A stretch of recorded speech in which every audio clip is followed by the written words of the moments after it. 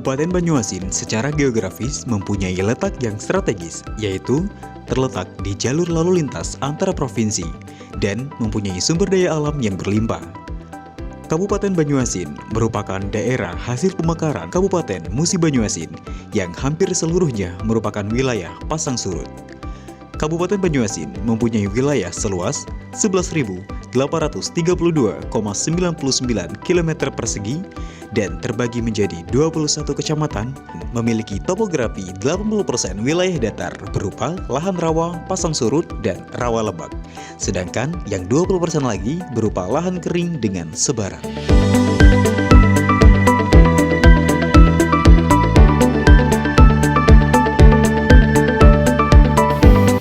Assalamualaikum warahmatullahi wabarakatuh. Salam sejahtera bagi kita semua.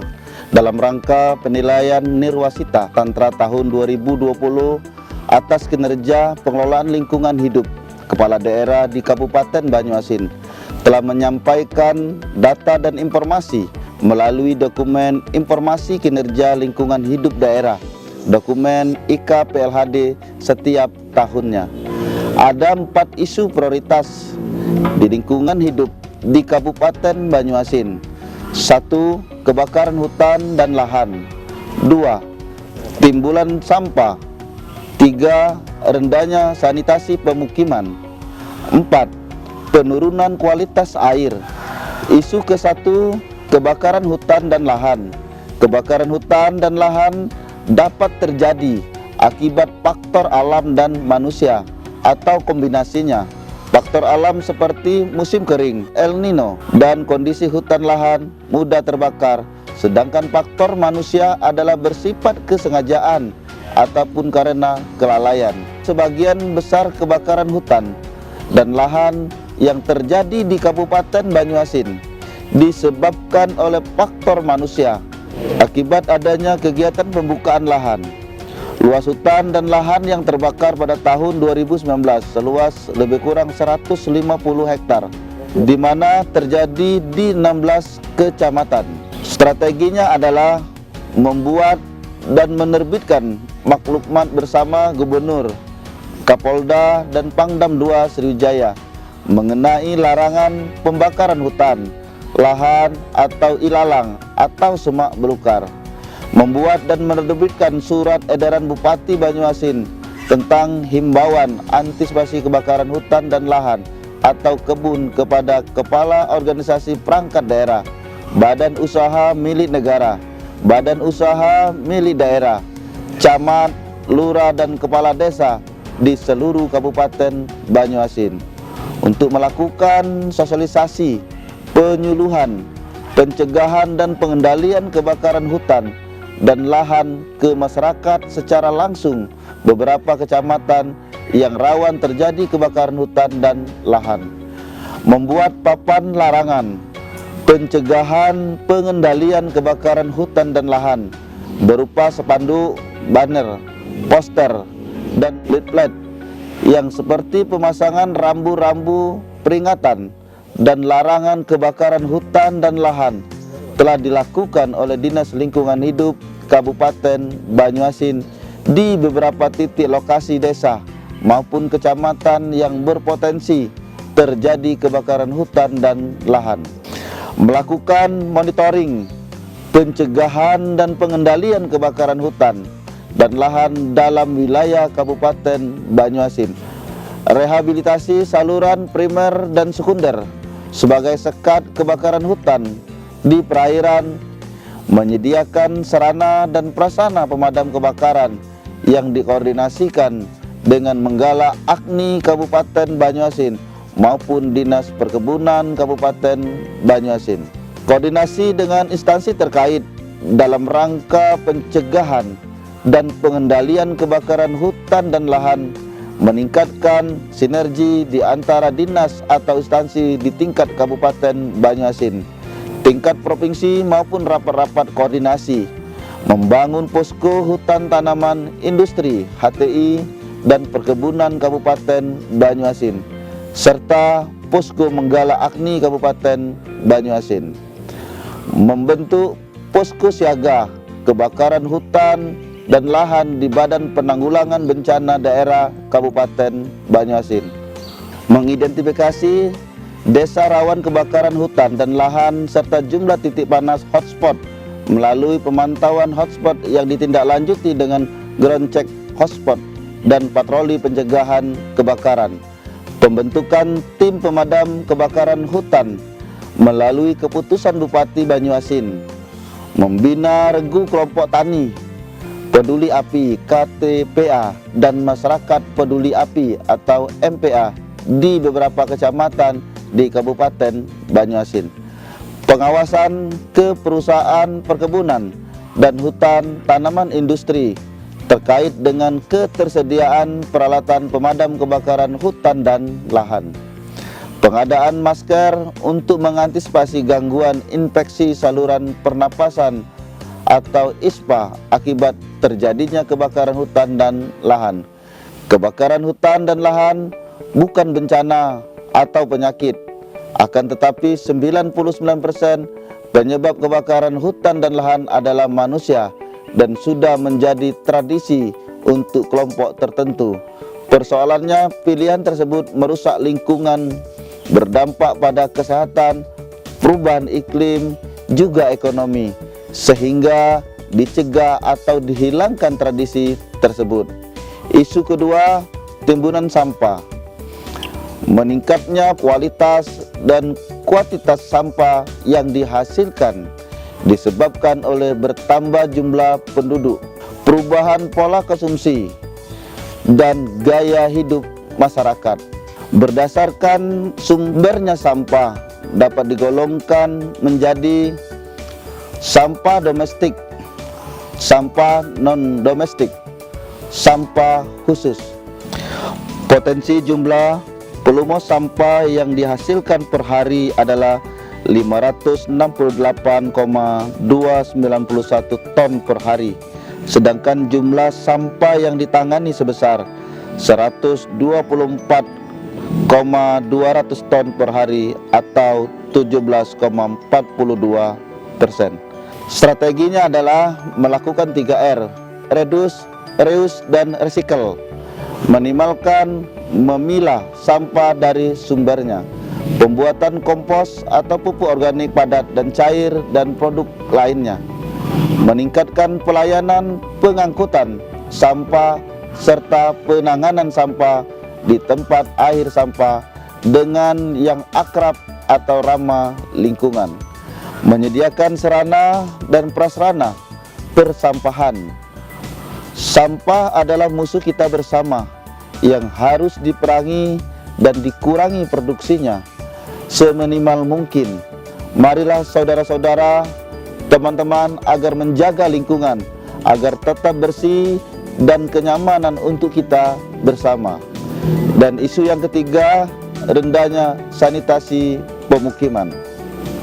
Kepadatan penduduk yang tinggi yang tidak sebanding dengan lahan yang tersedia untuk permukiman mengakibatkan ketidakteraturan dalam penataan tempat tinggal dan semakin tidak memadainya sarana dan prasarana dasar pemukiman.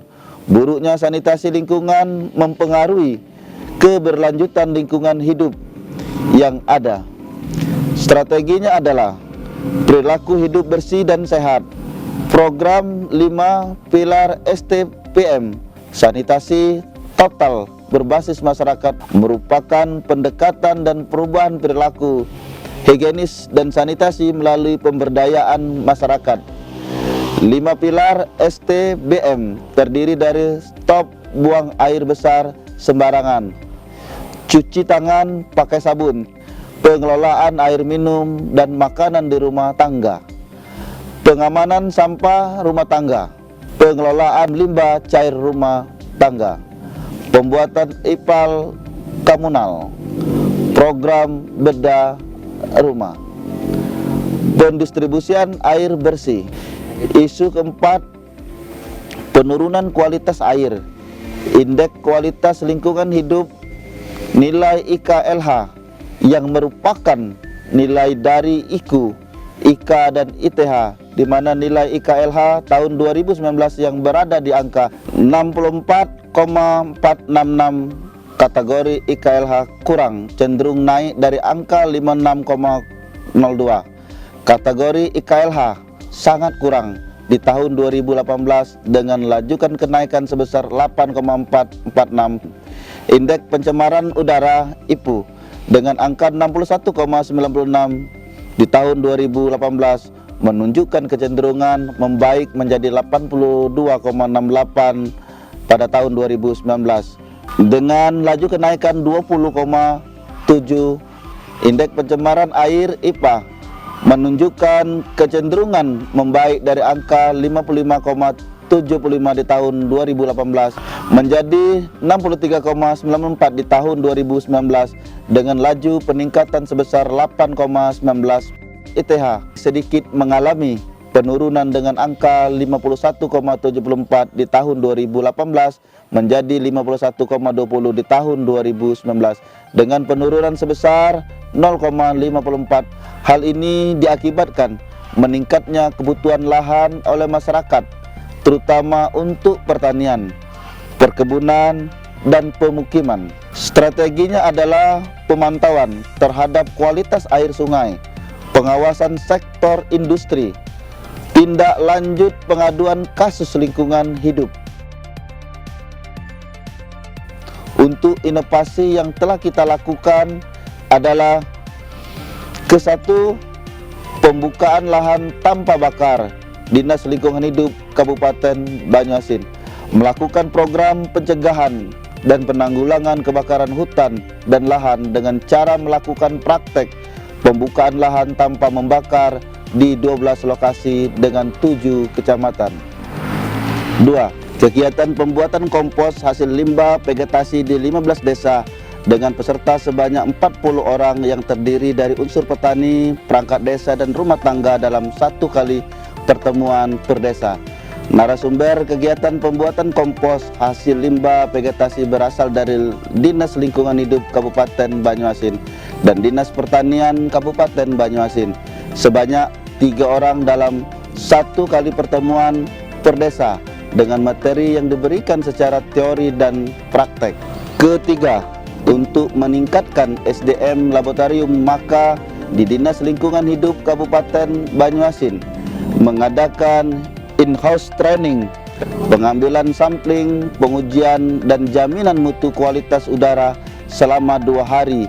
Keempat, gerakan Banyuasin Bersih untuk mewujudkan lingkungan yang bersih, nyaman, dan sehat, maka dicanangkan atau dilaunching gerakan Banyuasin Bersih pada puncak peringatan Hari Lingkungan Hidup Sedunia pada tanggal 22 Juli 2019 bertempat di Kota Pangkalan Balai, Kabupaten Banyuasin. Pencanangan tersebut ditandai dengan pemukulan kentong oleh Gubernur Sumatera Selatan, didampingi oleh Bupati Banyuasin, Wali Kota se-Sumatera Selatan. Sejak saat itu, kegiatan gotong royong kembali membudaya di kalangan masyarakat dan aparatur sipil negara ASN. Setiap hari Jumat, hari Minggu dilakukan kegiatan gotong royong di 21 kecamatan dan 305 desa dan kelurahan se-Kabupaten Banyuasin. Gerakan ini diharapkan dapat meningkatkan kepedulian masyarakat, memelihara dan menjaga kebersihan lingkungan hidup di sekitar. Melalui kegiatan gotong royong ini akan menumbuhkan kembali sifat kebersamaan, tolong-menolong, dan bermasyarakat. Demikianlah informasi kegiatan kinerja lingkungan hidup yang telah kami lakukan di Kabupaten Banyuasin. Wassalamualaikum warahmatullahi wabarakatuh. Assalamualaikum warahmatullahi wabarakatuh. Saya Irian Setiawan sebagai Ketua DPRD Kabupaten Banyuasin. Pada hari ini akan menyampaikan beberapa hal terkait dengan penilaian Nirwasita Tantra tahun 2020. DPRD Kabupaten Banyuasin sebagai unsur penyelenggara yang ada di daerah tentunya mendukung apa yang telah dicapai oleh Dinas Lingkungan Hidup dalam penilaian terhadap pengelolaan lingkungan hidup. Saya berharap pencapaian ini akan terus berlangsung di masa yang akan datang. Sesuai dengan peraturan yang berlaku, dia memiliki fungsi sebagai berikut. Pengawasan. Dinas Lingkungan Hidup telah melakukan pengawasan ke beberapa perusahaan yang berada di Kabupaten Banjarmasin untuk mengetahui tingkat pencemaran serta ketaatan bagi kegiatan atau usaha-usaha mengenai pengelolaan lingkungan hidup sesuai dengan aturan yang berlaku selama ini. Koordinasi antara Dinas Lingkungan Hidup dengan Komisi 3 yang membidangi telah berjalan sesuai dengan baik, bahkan pernah dilibatkan pengawasan ke lapangan di bidang legislasi terkait dengan fungsi legislasi. DPRD telah menetapkan perda aturan bersama dengan Bupati mengenai peraturan daerah rencana tata ruang wilayah Kabupaten Banjarmasin yaitu tahun 2019-2032 untuk bidang persampahan, perda nomor 4 tahun 2016 tentang perubahan atas peraturan daerah Kabupaten Banjarmasin nomor 22 tahun 2012 tentang pengelolaan sampah. Sedangkan untuk bidang LP3 perda nomor 21 tahun 2012 tentang pengelolaan limbah bahan berbahaya dan beracun atau LB3. Peraturan Bupati nomor 104 tahun 2018 tentang kebijakan strategi Kabupaten Banjarmasin dalam pengelolaan sampah rumah tangga dan sampah sejenis sampah rumah tangga. Di bidang anggaran selama 5 tahun, alhamdulillah terakhir Dinas Lingkungan Hidup mendapatkan alokasi dana kecenderungan meningkat dari tahun ke tahun. Selain dari itu, Dinas Lingkungan Hidup juga mendapatkan dana untuk pencegahan kebakaran hutan dan lahan yang bersumber dari APBN dan juga dari APBD Provinsi Sumatera Selatan. Dan juga dalam melaksanakan program dan kegiatan tersebut, indikator kerja utama atau IKU untuk DLH, nilai IKU-nya merupakan IKLH, di mana pada tahun 2019 nilai IKLH sebesar 68,49 di atas target yang telah ditetapkan sebesar 57 atau sekitar 120,16%. Kami yakin Dinas Lingkungan Hidup Kabupaten Banjarmasin dapat terus menunjukkan kinerja yang baik dengan kekompakan yang dibangun selama ini bisa menjadi bekal utama untuk rekan-rekan Dinas Lingkungan Hidup menyelesaikan masalah-masalah DLH yang akan dihadapi ke depan. Terima kasih atas kerja keras yang telah dibangun. Akhir kata, saya dan segenap anggota DPRD Kabupaten Banjarmasin selalu mendukung apa yang telah dilakukan oleh Dinas Lingkungan Hidup untuk lingkungan hidup yang lebih baik menuju visi Banjarmasin bangkit, adil dan sejahtera. Terima kasih, sekian. Wassalamualaikum warahmatullahi wabarakatuh. Assalamualaikum warahmatullahi wabarakatuh. Selamat siang.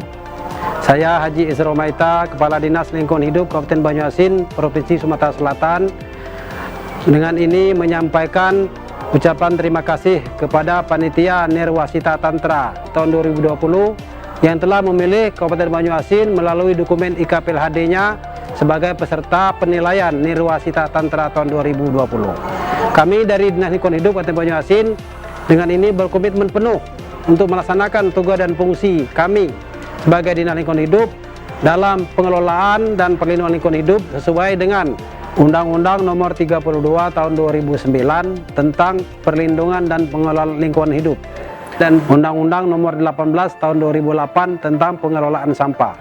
Kami dengan segenap kekuatan berkoordinasi dengan baik dengan instansi terkait, baik instansi pusat, instansi yang ada di pemerintah provinsi maupun di kabupaten, untuk penanggulangan permasalahan 4 isu pokok yang ada di Kabupaten Banjarmasin sebagaimana yang ada di dokumen IKPLHD yang kami sampaikan.